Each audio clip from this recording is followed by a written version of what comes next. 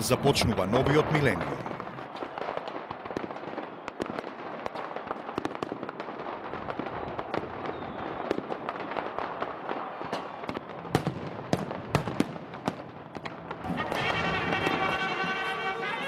Пречекот на новата 2000 година е како пречек на една голема нова година. Пречек на новото илјадалетие. Затоа во целиот свет, па и во Македонија, се чувствува поголема еуфорија. Очекувањата од новото што треба да дојде се поголеми.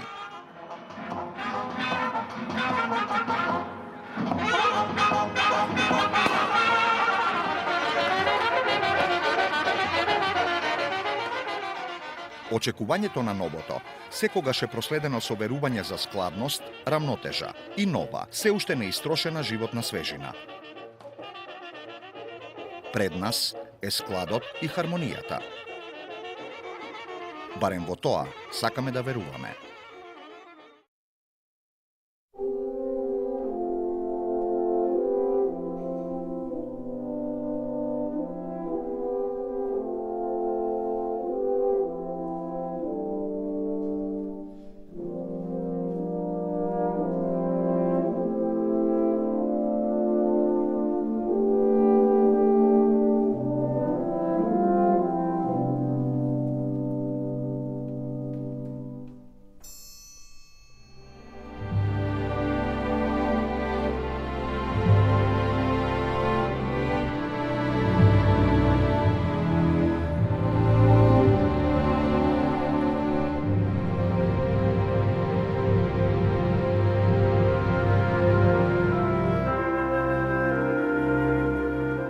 Болната точка во развојот на младата македонска држава е периодот на транзицијата. Започна со самото осамостојување и сите верувавме дека тој процес мора или треба еднаш да заврши. Сите верувавме дека знаевме многу за социјализмот, се обидувавме да ги сватиме и разбереме механизмите на капитализмот, но никој не успеа прецизно да го објасни и протолкува преминот од социјализам во капитализам.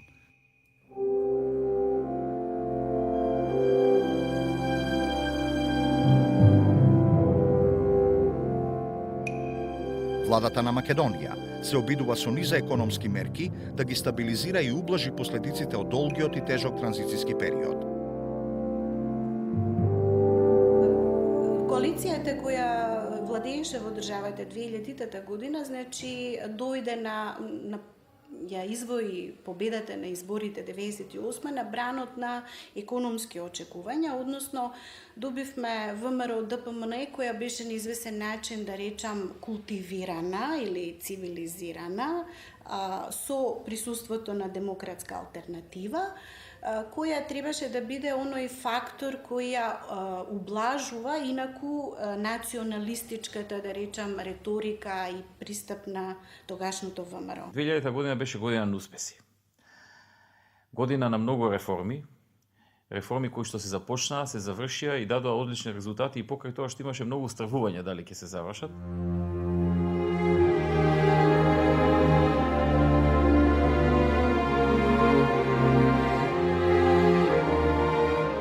Прецизниот Бишваџи Банерчи од Меѓународниот монетарен фонд веќе 6-ти ден врши проверка докаде сме со реформите. Главните менаџерски тимови со рапорт за стореното во ресорот и со заложба за реализација на економската политика во 2000-та.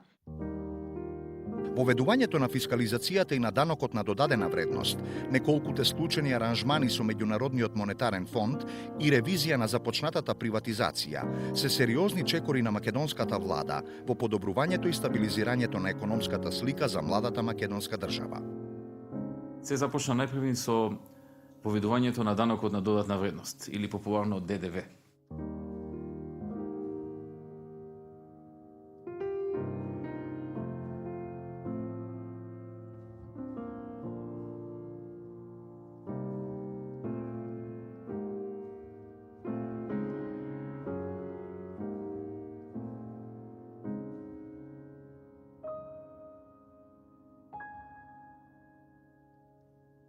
Воведувањето на данокот на додатна вредност во секоја држава представува еден потрес. Годината кога се воведува еден таков данок е доста тешка и критична за една буџетска политика. Меѓутоа нема бегање од тоа. Но нема бегање, кога тогаш мора тоа да се преживее. Мораме да поминеме преку тоа. Што и да биде, колку и да ни биде тешко, колку и да има проблеми, колку и да ни треба труд и по било која цена ние мораме да го введеме данокот на додатна вредност, кој што е пракса во сите западни и не само во западните земји и кој што на долг рок на Македонија ќе донесе многу добри можности, многу добри резултати во пребирањето на данокот.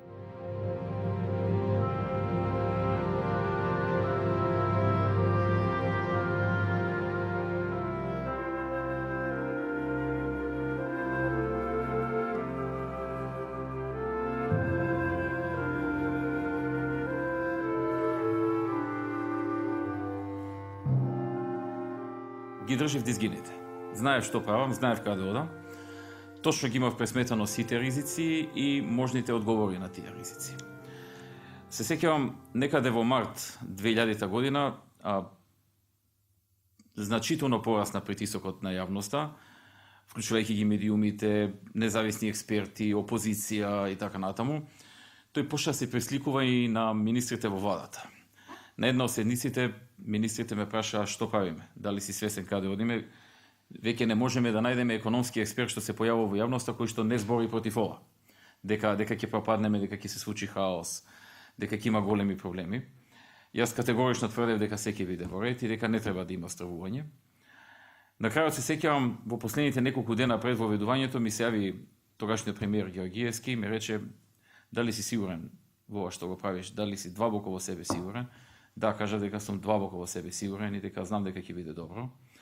Дали си свесен на последиците доколку тргне на лошо и што може понатаму да биде? Реков да, свесен сум и подготвен сум да ја преземам одговорноста доколку дојде до некаков лош развој на настаните. Имаме остварување од 11 милиарди 350 милиони денари, што отприлика значи околу 22-23% повеќе од планираното. И можам да заклучам дека данокот на додатна вредност во најголем дел успеа да ја собери целата даночна евазија.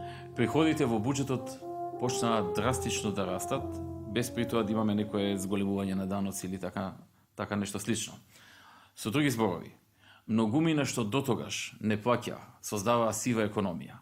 Многумина кои што дотогаш на некој начин наоѓале начини да не го плаќаа данокот на сметка на оние кои што го плаќале данокот, правејќи ги тие што го плаќаа данокот понеспособни, побудали и така натаму. Едноставно беа приклештени да мора да влезат во системот и да се намали нелојалната конкуренција во државата. Стана јасно дека државата е заеднички дом на сите, иако дома плаќаш струја, вода, комунали, ме разбирате и телефон, државата ако ја сватиш како твојот дом, во неј ќе плаќаш данок, за да има струја, вода, образование, здравство, улици и патишта. Фискалните сметки се дел од сите спортски успеси. Затоа, побарај фискална сметка, за да добиеш поквалитетен живот. Министерство за финансии, за заедничко добро. 2000 година нашата екипа се подготвуваше да учествува на Олимписките игри во Сиднеј. Меѓу екипата беше и нашиот носител на медалите од претходните светски и европски првенства Могамет Ибрахимов. Тој настапи изворедно подготвен и едноставно знаете дека освои првата медалја бронзена за Македонија. Дојде иранец кој беше светски првак да се бориме и тоа претходно на 3 месеца пред Олимпијата отидовме у Египет на еден турнир во Александрија. Иранецот го победи нашиот, значи изгуби, ами тоа изгуби тактички. Тој го познавав ја многу длабоко дека паќе за една нога, нашиот имаше специјалност. И сите очекува, ја викав, бев убеден 100% дека ќе земеме медалја. И публика, и наши, и спортисти, све, и како ќе земеме? Гледате, полека негова минута е последната минута. И иранецот го терат, влегове у ногу и овај го паќе исто така. Со голем една амплитуда и на сред струнјача го тресна и зема медалја.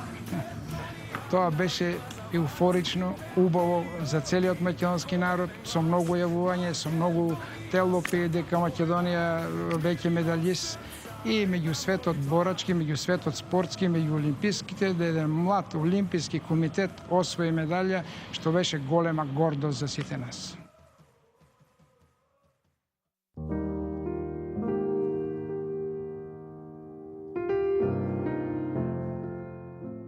Паралелно со воведувањето на данокот на додатна вредност и со мноштвото состаноци што ги има секој ден за таа работа, паралелно работев на состаноци за спроведување на денационализацијата.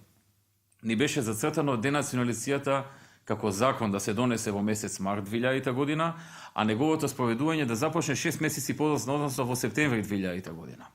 Тоа го објавивме на јавноста и не бевме подготвени да остапиме од тоа. Бевме цврсто решени тоа да го задржиме и да се исполни така како што сме го ветили на јавноста, иако пред изборите тоа го немавме ветено, но го ветивме тогаш, кога јас дојдов во Министерството за финансии како министар. Помогнаа многу луѓе, направивме одличен тим, го поканивме професорот Стефан Георгиевски, кој што вреди да биде спомнат во една ваква прилика за неговиот труд и ангажман во подготовката на измените и дополните на законот за денационализација. Професорот Гале Галев исто така се вклучи огромен тим од Министерството за финансии. Јас лично, исто како за ДДВ-то, се фокусирав на оваа реформа. Потрошев по неколку часови дневно за подготовка на оваа реформа и конечно кон крајот на март се донесе во парламентот овој закон. И тогаш имаше противници, имаше критичари и така натаму.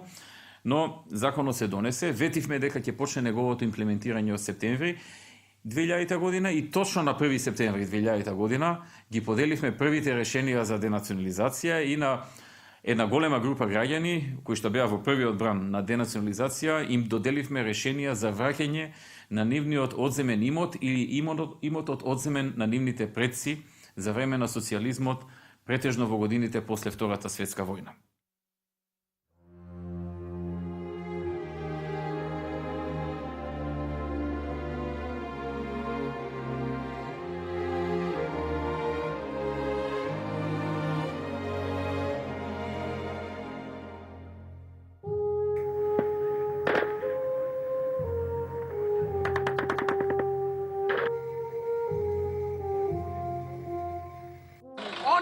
Иду, али српска војска и полиција долази. Катар! А Шиптар неće да постои!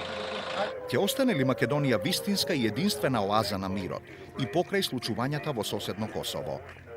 Ова прашање го постави актуелната политика, но неговата тежина, важност и суштина длабоко продре во свеста на обичниот македонски граѓанин.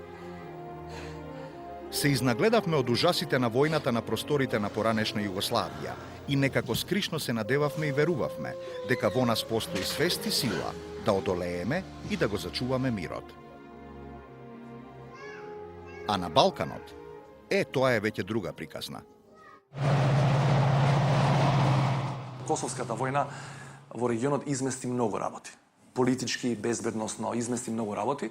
Практично се направи реконфигурирање на Балканот, кој уште трае.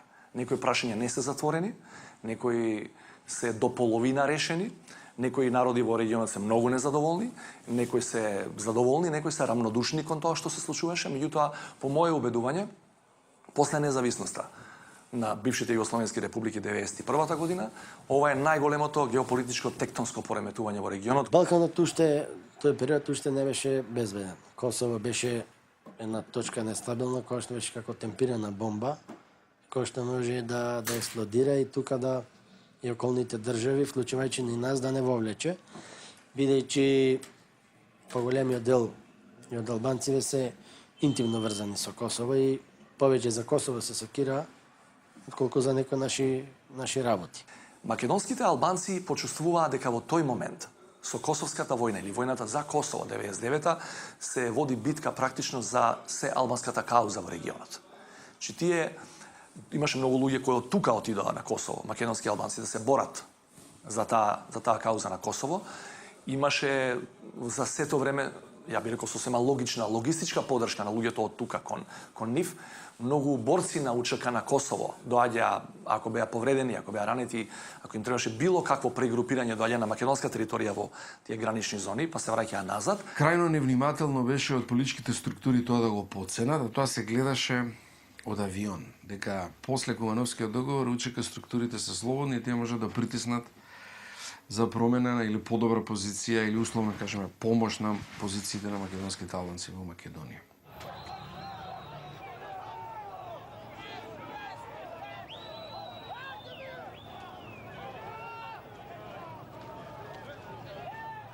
Иако Косово веќе беше ослободено, се уште постоеше тензија и веројатност за проширување на конфликтот кон Македонија. I believe the future of the region is good.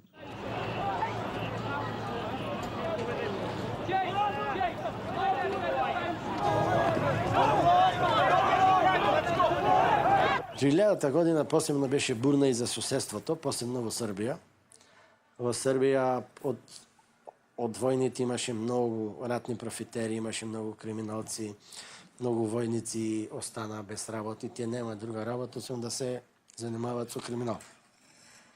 И имаше многу големи мафијаши, Аркан, Ашанин и плејада криминалци кои што, за жал, почна да им стануваат херои на Белградската младина. Но со држава нема играње. Кога заврши нивната улога, државата ги среди.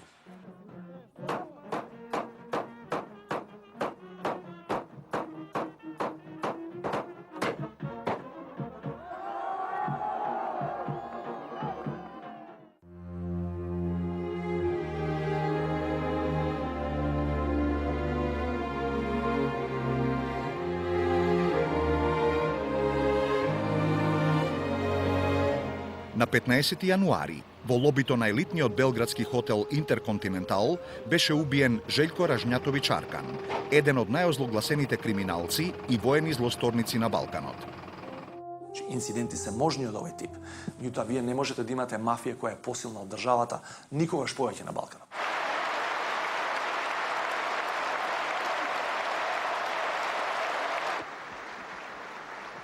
Следеше падот на Милошевиќ.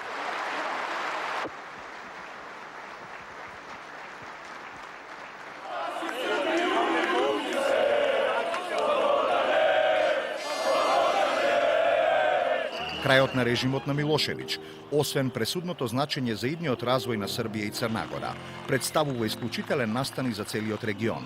За прв пат, по распадот на Југославија, во сите држави во регионот, на власт се етаблираат демократски влади, кои се посветени на регионалната соработка и интеграција во европските и евроатлантските структури. Во последен момент, всушност, Србија или српскиот народ доби шанса да биде спасен.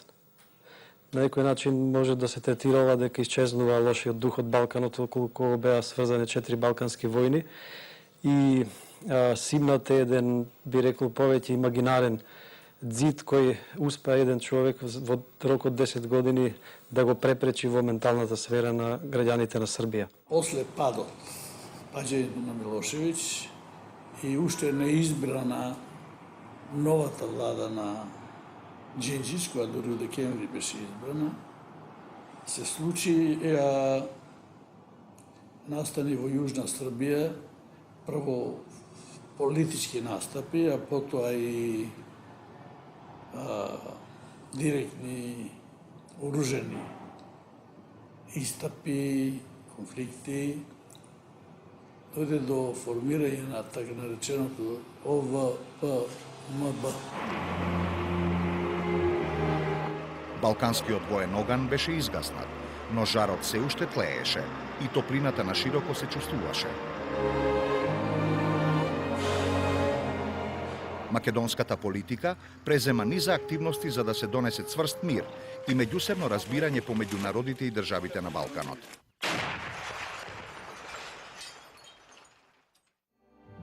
Во таа насока беше организиран вореден самит на процесот на соработка во Југоисточна Европа, кој се одржа во Скопје. На наша иницијатива и покана, председателите и премиерите на земјите членки на процесот за соработка на земјите на Југоисточна Европа се одзва и изразија спремност да расправат за безбедноста и стабилноста во регионот и така да разговараме околу просперитетот, околу заедничката иднина на регионот, да се координираат, можно се координираат дел од активностите на она што значи наше побрзо интегрирање во Европа и евроатлантските интеграции и на некој начин усогласување на напорите кои одат во правец на што побрза имплементација на пактот за стабилност. Македонија очекува еден постабилен Балкан и една поголема соработка на балканските држави и нормално на некој начин тоа е индиректна потврда на улогата на Македонија која има во оваа деценија во Балканот. Нормално тоа малку символично се совпаѓа со тоа што ние ова година сме преседавачи на процесот за Југоисточна Европа, што ни ја дополнува таа слика, меѓутоа верувам дека тоа ќе биде една добра конференција и ќе се вклопи во оној нов дух кој ние го бараме за Балканот. Самитот, кој се одржа непосредно по падот на Милошевиќ, на одреден начин ги верификуваше позитивните промени во регионот преку присуството на новоизбраниот председател на Сојузна Република Југославија, Воислав Коштуница. На билатералната средба меѓу председателите Трајковски и Коштуница, одржана на маргините на Скопскиот самит, беше договорено интензивирање на преговорите и скорешно затворање на најгорливото отворено прашање во односите меѓу двете земји, демаркација на меѓусебната граница. Таа граница си постоеше и пред тоа, и по тоа, и сега, и понатаму се подпишува и други договори. Таа со распадот на поранешна Југославија беше тоа спаѓање речено дека административните граници на државите што ја сочинува поранешна Југославија се државни граници на државите кои произлегува таа тогашна држава.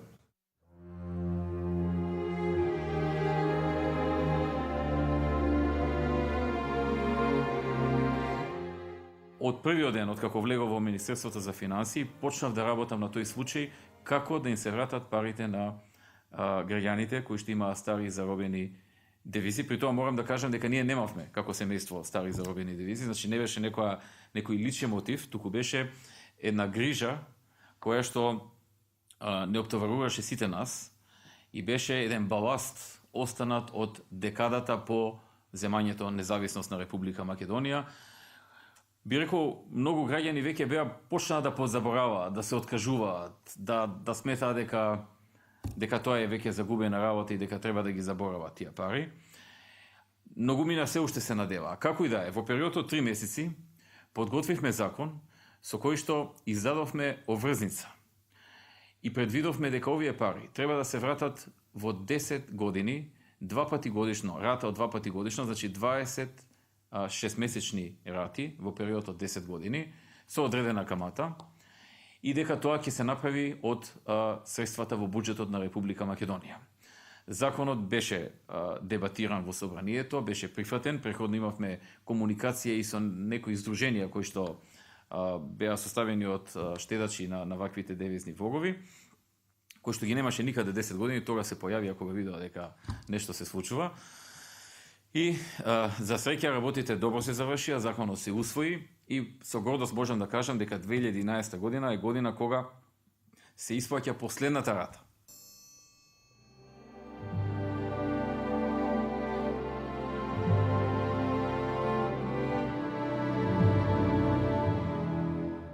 Тоа беше годината кога ги завршивме преговорите за стабилизација и асоциација. Ке треба извонредно големи промени да се случат на реформски план, на градењето на нашиот систем, на апроксимацијата на двете законодавства, едно е нормно, на еден нормен законодавен опус што е изграден во рамките на Европската унија, толку години веќе таа постои и на приближување на двете законодавства низ нашите активности дома. Екипата предводена од вице-премиерот тогашен Васил Тупурковски, на кого јас како републички советник, тоа беше политичка функција во тоа време, му бев заменик, за рекордно кратко време успеа да ги заврши преговорите. Тоа всушност не беа преговори, тоа беше практично разговор за тоа кој поглавје, од кој до кој простор што го препушташе Унијата за акомодација на собственото законодавство и на позицијата на државата, да се искористи. За неполни 8 месеци откако се отпочнати преговорите во април оваа година за спогодбата за асоциација и стабилизација, очекуваме на Загребскиот самит да бидат парафирани, а потоа после сите технички процедури да биде и подпишана спогодбата.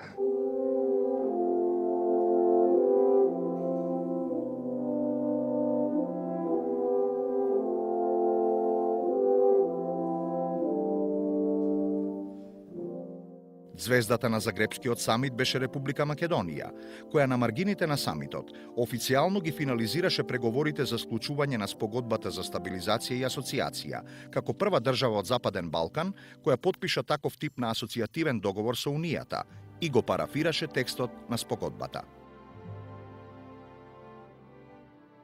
Доста лесно од наша страна ја завршивме работата, бидејќи тогашната влада на ВМРО ДПМН Демократската алтернатива и ДПА беше однапред договорена меѓу себе, постоеше цврст консенсус меѓу учесничките во таа коалиција.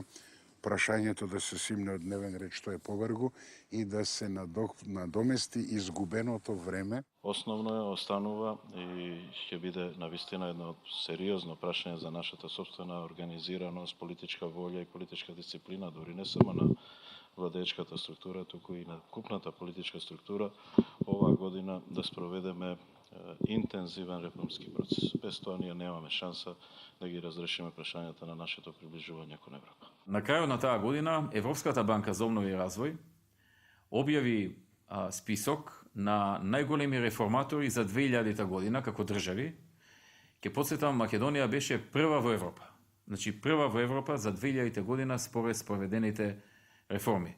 Тоа за нас беше валоризација на вложениот труд и на направените реформи. По тоа време, како и сега, имавме една политичка групација која во секој потег на владеачката гарнитура, особено ако не беше од нивните редови, му наоѓаше забелешка.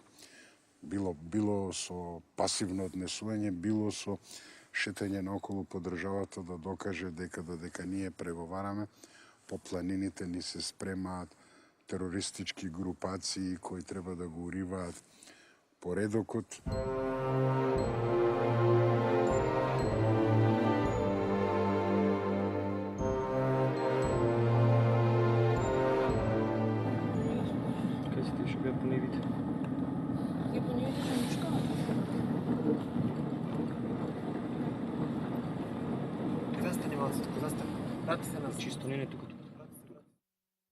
Според климатските фактори и според поднебието, во Македонија теоретски секоја пролет може да биде релативно топла, но таа 2000 година се повеќе се зборуваше за жешка политичка пролет во нашата држава. Летото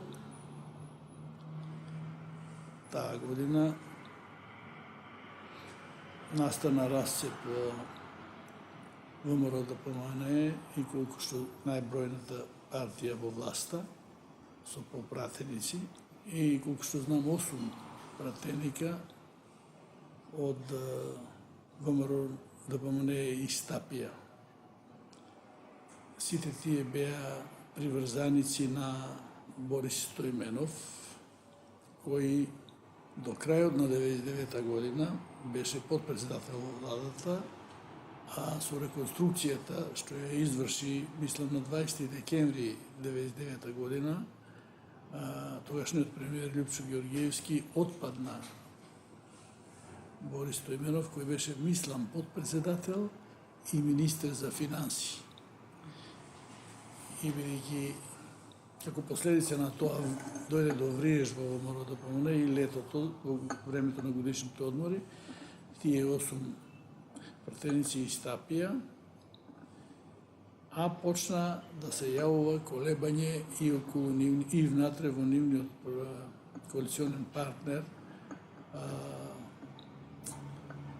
Демократската алтернатива на Топурковски.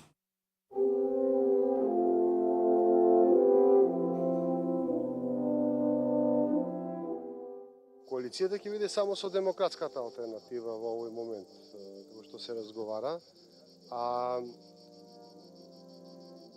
Дали нешто ќе излезе со некоја трета партија или четврта, тоа ќе го видиме во понатамошниот тек на настаните. Локални избори 2000 година. Власта добива најмногу градоначалници, но опозицијата ги освојува скоро сите поголеми општини. Владината коалиција почнува да ги покажува првите посериозни слабости и меѓусебни несогласувања. Самиот Пурковски негде есента јавно истапи дека не одобрува програмата на владата и дека сам ќе предложи алтернативна програма и че ја понуди на владата. Околу тоа настапија доста големи заплети. Тупурковски инсистира на 11 до 12 министри. Ќе се договорите? Ќе се договорите ли? Ќе видиме сега. Ќе видиме денеска ќе разговараме. Тајванската авантура на Васил Тупурковски доживеа сериозен неуспех. Председателот Борис Трајковски не ги прима акредитивите на тајванскиот амбасадор. Не знам зашто таков притисок се врши врз мене од тајванска страна. Нели ти имат сега вршителна должност тука и тој дипломатската пракса познава. Што му смета да тој си извршува функции така како што се? Кон крајот на 2000 година, значи, еден од серијалот на настани кој е вовед во 2001-та е и растурањето на владачката коалиција, односно излегувањето на демократска алтернатива од власта. Се смета дека тоа е тукму последица на неуспешноста на авантурата Тајван и нарушените односи помеѓу Тупурковски и Љупчо Георгиевски. И тоа е еден исто така битен елемент за анализа на македонската демократија и македонскиот парламентаризам, во смисла што таа коалиција во тој момент беше на стаклени нос. Значи, можеше да се случи и да едноставно се распадне, за да треба да се оди на нови избори, од конституирање на нова влада. Меѓутоа се случи еден страшен притисок врз парламентарците да преидат од демократска алтернатива, да формираат нова група, односно да останат приврзани до владачкото мнозинство на ВМРО ДПМН и на тој начин ВМРО фактички ја преживеа таа политичка криза. Дојде до таа промена да службениот дел, оние што останаа со господин Тупурковски, пратеници од демократската алтернатива, да истапат од владата и се поставуваше прашање дали таа влада има мнозинство. Се покажа дека владата има мнозинство и без струјата на Борис Стоименов и она на Тупурковски, и беа избрани министри кои ги заменија министрите од демократската алтернатива и председателот на собранието.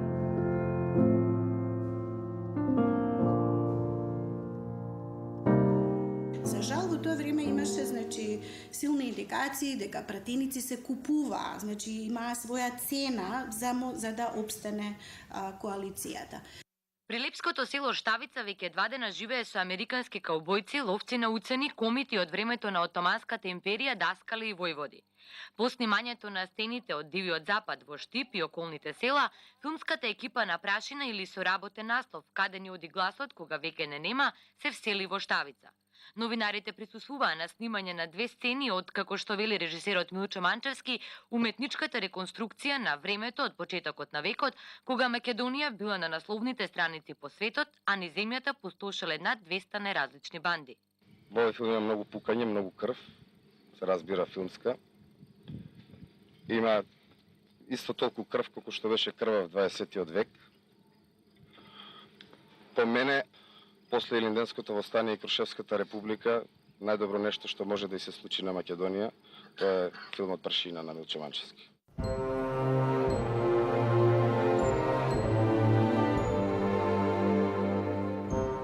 После 98 година е суштествена смена на политичките актери на сцена.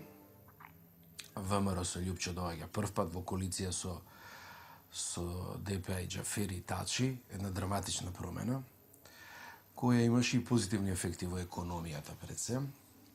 Меѓутоа, која разви една теза за релаксирани меѓуетнички односи, кои можеби они така ги гледаа, можеби тие стварно беа така. Да ја потсетам, ние имавме исклучително добри рапорти за состојбата на младсинските права. Гласно се пласираше тезата дека нема меѓуетнички проблеми во Република Македонија, дека многу се хармонизирани тие односи и нема проблем од тој карактер. Во 2000 година, особено во текот можеби на првата половина од годината, не се насетуваше ништо што би значило конфликт во Македонија, затоа што гледано од мој аспект како новинар, политичката ситуација во земјата и тогашната влада како соработуваше. Тоа беше владата на ВМРО ДПМН, Липчо Георгиевски и ДП со Џафери и Тачи. Беше влада која многу ветуваше. Ветуваше во однос на меѓуетничките односи, затоа што тогаш почна да се движат работи што до тогаш се нема случувано. Прашањето за високото образование на албанците, поставувањето на првите основи за локалната самоуправа, интенцијата тоа да се спроведува, самиот однос на коалиционите партнери беше многу солиден, немаше уцени, немаше кавги во коалицијата. Од економска гледна точка пак на некој начин имаше одреден, може да се рече, и просперитет и немаше чувство на дестабилизација во државата. Ние немавме написи, барем јас колку што се сеќавам во таа смисла на зборот дека треба нешто револуционерно да се случи во државата, да има толкаво незадоволство и да треба да се случи конфликт. Ништо не навестуваше дека на Македонија ќе се случи конфликтот.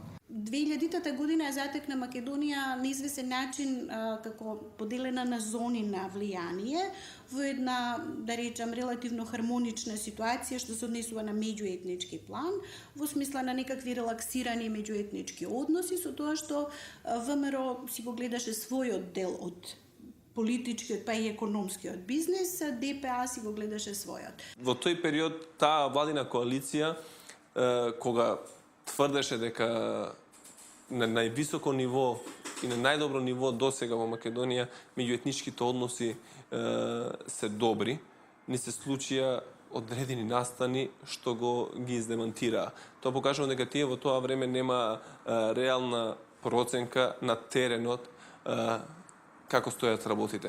Они очигледно се затворија во свој круг и во своите кабинети, нивните односи меѓу коалицијски стварно беа многу добри и модеше муабетот, може да се договорат за одредени работи, но на теренот очигледно се случуваше сосема нешто друго.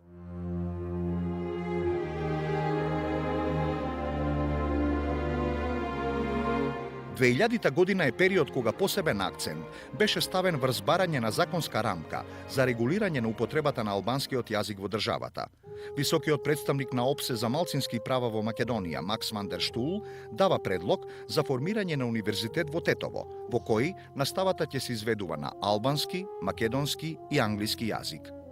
Во чест на високиот представник на ОПСЕ, овој универзитет во Тетово долго време го носеше неофицијалното име Штулов универзитет. Овој зачетник на употребата на албанскиот јазик во високото образование ја отвори долгата јавна дебата. Дали Штуловиот универзитет да биде приватен или да биде под државна капа? Што се однесува до високото образование на албанците во Македонија, мислам дека тоа е еден од генераторите, ако не е главен, ама еден од генераторите кој што доведе за жал да не се случи тоа што ни се случи во 2001. Ги влече корењата, сите знаеме, од далечна 94. година, кога имаше обид да се отвори висока образовна институција, во што албанците тогаш беа спречени во таа намера, дури падна и жртви. За жал, единствената цел беше да можат на својот мајчин јазик да се образуваат. Јас сум од Западна Македонија, од Струга, значи мене да ме праша и тога. Одма, не само високо, значи че им се дадат на албанците образование. Зошто? Ти може со образован човек да се разбереш. Со необразован човек не може да се разбереш, те го зема пиштола ти пука за 300 денари. А друго е, дај му школа. Никој да сака да учи, ти да му викаш не можеш да учиш, од ова перспектива не знам.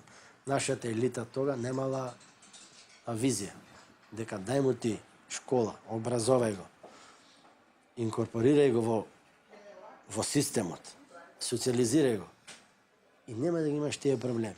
Македонската јавност, односно македонските политички партии тоа време не беа толку свесни и мудри во проценките дека треба да се дозволи такво нешто и да се уважи барањето на албанската заедница. Тоа е што ние немавме идеја. Кутрото ПДП на времето за една педагошка академија протестираше, ние стававме шатори, протестиравме. И кој е епилогот? Епилогот е 2 универзитети. Сега да им дадеш. Од оваа перспектива, ова сега ви изгледа смешно, а? Но во тоа време тоа се промовираше као губење на македонскиот идентитет на државата ако албанците учат на албански јазик во терцијарното образование. Тоа влече корени од комунизмот. Тука и таму имаше некои, како ги нарекувавме во тој режим, честни албанци, кои беа и на високи позиции номинално, но системски таа етничка заедница објективно беше на маргините. Ако сакате и по поделбата на ресурсите, и пред 90-та, вие ќе најдете дека некои региони од Македонија се развиваат побрзо, бидејќи добиваат повеќе пари од централниот буџет, отколку, например, Полошкиот крај, кај што е Тетово и Гостивар.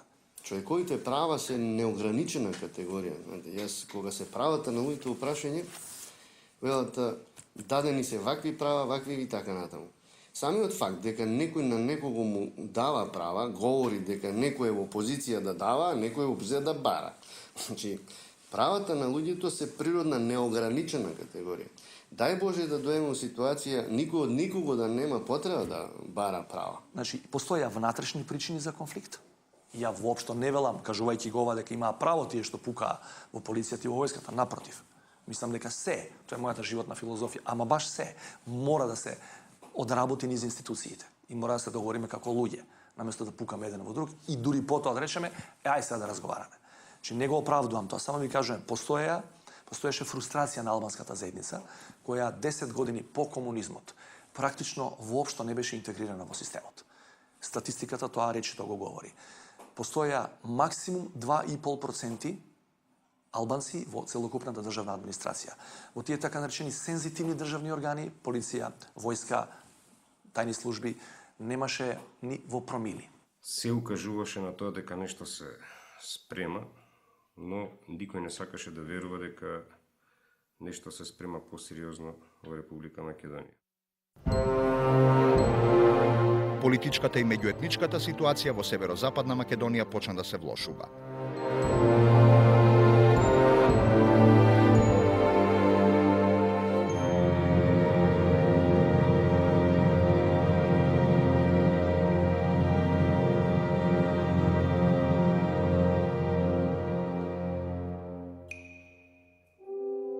Настаните во Арачиново, Кондово, Кравари и на косовската граница несоа немир и неспокој меѓу политичарите, а посебно меѓу обичните граѓани.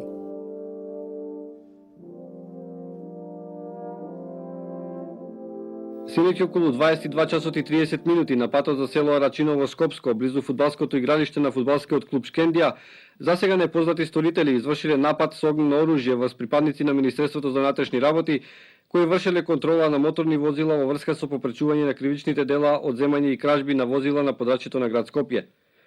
При нападот од сторителите биле употребени 3 автоматски пушки и 1 пиштол, а од истрелите животот го загубиле Ерол Готак, 27 годишен инспектор во ОВР Газибава, Кирил Петрушевски, 23 годишен полицаец во полициската станица Газибава и 26 годишниот Ацо Ангеловски, полицаец во полициската станица за безбедност на патниот сообраќај. Ни се случи Арачиново, каде загина тројца полицајци. Мотивите иако беа криминални за тоа случување, но очигледно некој многу добро го испланирал тоа да заземе таков тек. Од самиот ден на злосторот постојат тенденции тој да се злоупотреби за поттикнување на меѓуетнички тензии во државата, имајќи предвид дека меѓуетничките односи се еден од најважните фактори за стабилноста на нашата држава. МВР мора да ги расветли мотивите на убиците и тоа да го соопшти јавно, бидејќи една работа е ако се работи за класичен криминален акт, а друго е ако е во прашање убиство од други победи, например, верска нетрпеливост или политички цели. Тогаш во целиот свет тоа се нарекува тероризам. Случајот во Арачиново според мене е класичен криминален акт со дебела криминална позадина, чија генеза допира години наназад во периодот на владењето на Социјалдемократскиот сојуз. Зарем и понатаму ќе дозволиме, колеги и пратеници, методот на распитување, на распит да биде со малтретирање? кога сето тоа може да се направи многу софистицирано.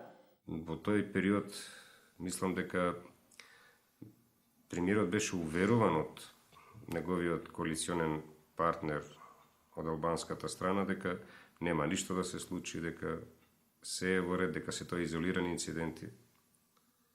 И мислам дека премиерот веруваше во тоа, дека тоа се изолирани инциденти. Иако службите укажува на тоа дека се припрема нешто, дека се спрема нешто. Ете, јас се уште не би сакал да давам никаква политичка конотација на инцидентите, меѓутоа се уште длабоко сме убедени дека се работи за криминални спреги.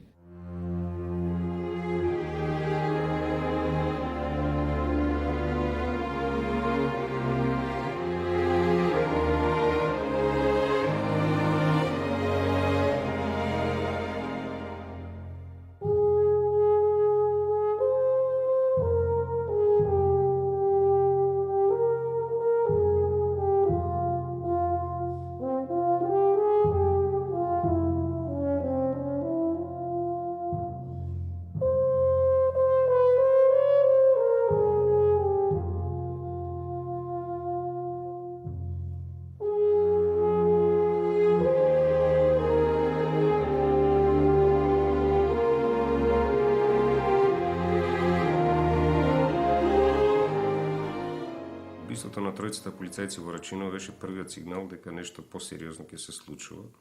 Тогаш полицијата интервенираше адекватно, брзо. Имаше одредени апсења, се знае сторителите. Мислам дека тоа убиство требаше да биде главниот сигнал во структурите на МВР за преземање на некои посериозни мерки за припремање на полицијата за тоа што предстои.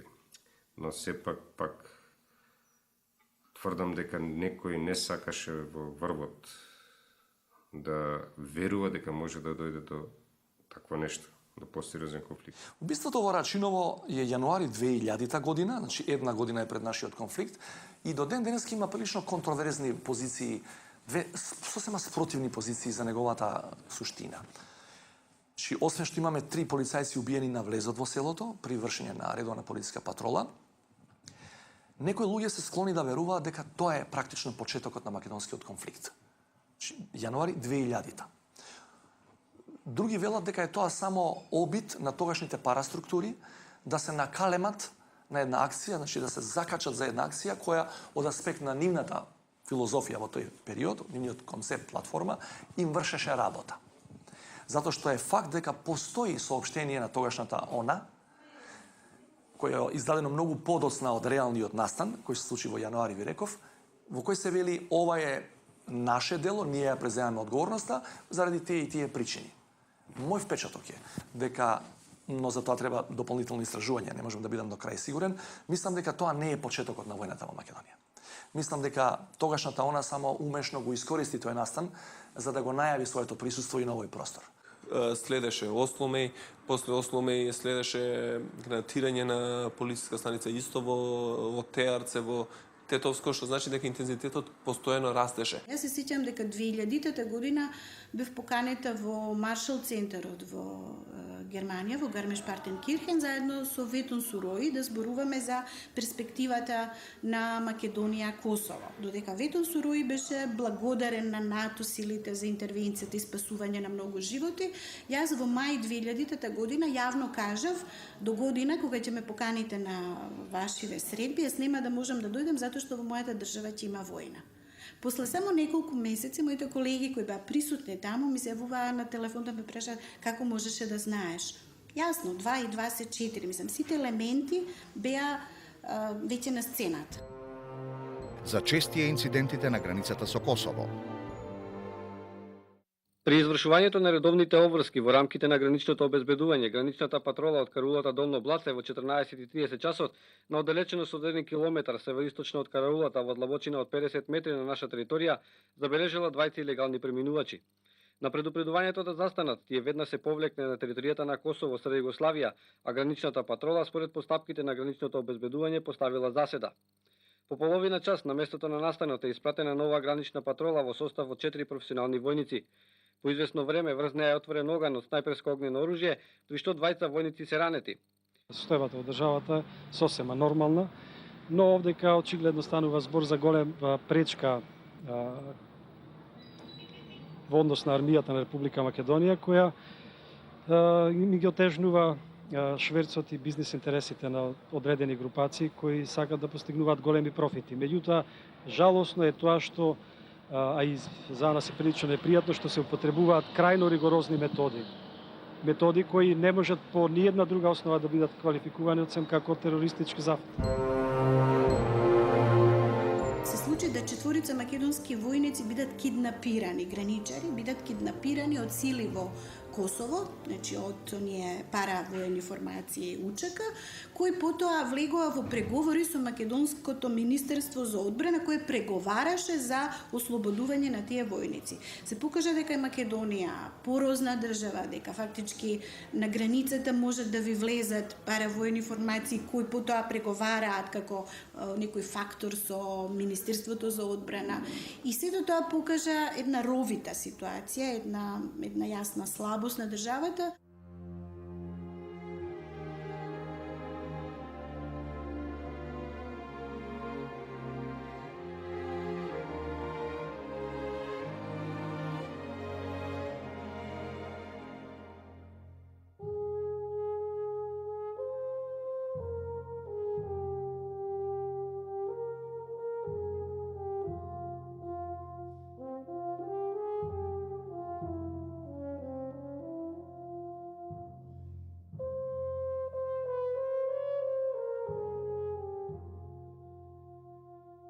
Мојата теза е дека регионалната динамика од Косово и од Јужна Србија беше посилна отколку внатрешната динамика во Македонија. Јас често знам да кажам дека и да беше идеална меѓуетничката ситуација внатре во Македонија, а не беше, и да беше идеална, повторно регионалната динамика после туку-што завршен косовски конфликт, пошто туку-што завршен конфликт во Прешевската долина, кој каде што исто имаше меѓународна заедница и еден вид на мировен договор меѓу српската држава и тие бунтовници на југот на Србија, повторно ќе имаше обиди од некој од нив да го пренесат тоа насилство и преку граница. И тоа се случи. Че во првите 2 до 3 месеци од македонскиот конфликт ние имаме доминантен број на борци од таа структура кои доаѓаат од преку граница. И после одредени акции се враќаат пак преку граница назад. На почетокот немаше организирано луѓе од страна или ова, значи беа локални луѓе, но од денешен аспект мене ми е јасно дека тоа албанскиот фактор во тој момент го нема смислено. Значи тоа се сигурен сум дека се одредени странски служби кои им одговараше да се направи криза во Македонија, манипулирајќи ги албанците, одредена група на албанците, значи. Тоа беше една помала група која покасно премина во организирани формации кои излезе со политички барања и ред други работи. Мислам дека главна цел на почетокот беше да се предизвика криза. Мислам дека иницијатори за сето тоа или заслуга што ни се случуваше имаат многу странски служби очигледно од соседните земји. Причината мислам дека беше Косово. Албанскиот фактор мислам дека сега разбра зошто беа изманипулирани. Тогаш се пролонгираше скоро за 10 години признавањето на Косово и на некои други работи, што се случува од денешен аспект. Самиот инцидент, самиот вооружен конфликт во Македонија допринесе на штета на албанците. Дури и самите албанци се оградуваа од одредени групи и така натаму. И имавме една парадоксална состојба. Ние нормално си живееме и со албанци, македонци, така си комуницираме. На друга страна има некои таму луѓе што се собрале во некои групи и пукаат на армијата или на полицијата и поставуваат некои мини таму, дигаат во воздух возила и така натаму, што е многу неубава работа. Значи, тоа сега се поставува прашање тие луѓе во тие групи за чии цели и за чии интереси работат. Да не се случеше инцидентот во Македонија, Косово ќе беше многу порано признаето како република. Јасно е што сакам да кажам. 2000-та го најави новиот милениум. Тоа беше година на големи очекувања и уште поголеми надежи. Македонскиот народ се надеваше на мирен живот и просперитет на иднина, но 2000-тата ги навести бурните случувања што допрва следупаа.